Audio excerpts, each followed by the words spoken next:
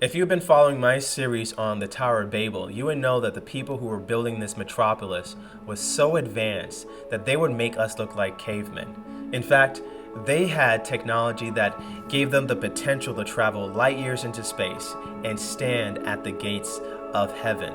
Now, when people hear that, they think, Justin, that's ridiculous.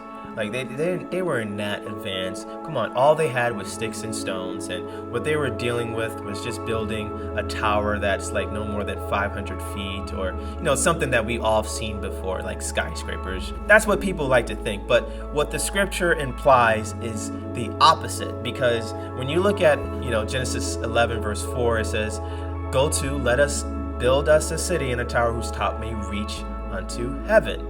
Then in verse 5, "The Lord came down to see the city and the tower which the children of men builded." Now, where did God come from? He came down from heaven.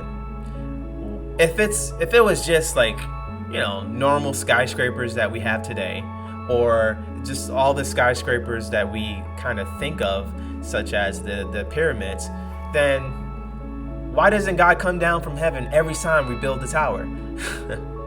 Clearly, it was more serious or more technologically advanced than the ones that we have today for God to come down and see it. Our structures aren't impressive for God to come down and see. You don't find God coming down to see any other city or tower after this. Every time God comes down to see something, it's because he went to see their sins. He went to see how wicked they were, like in Sodom and Gomorrah's story. But every other time, it's just about sin. This was about what they were building. Then, verse 6 puts an icing on the cake.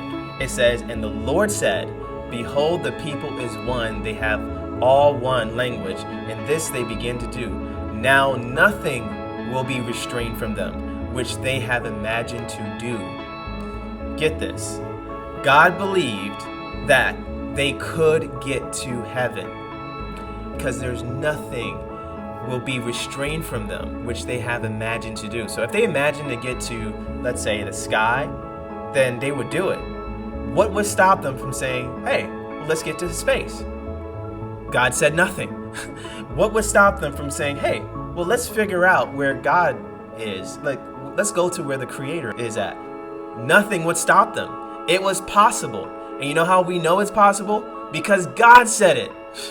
So if you say, well, the scholars say this, and the scholars say that, and the scientists say this. Well, look, they don't know everything, but God knows everything.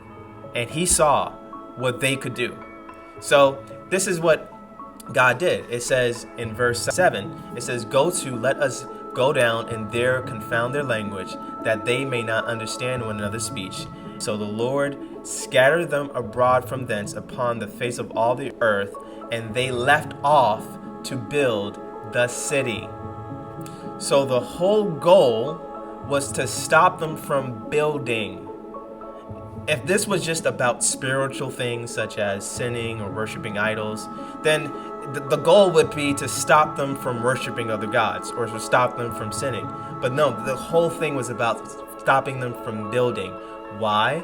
Because they were going to accomplish their goal.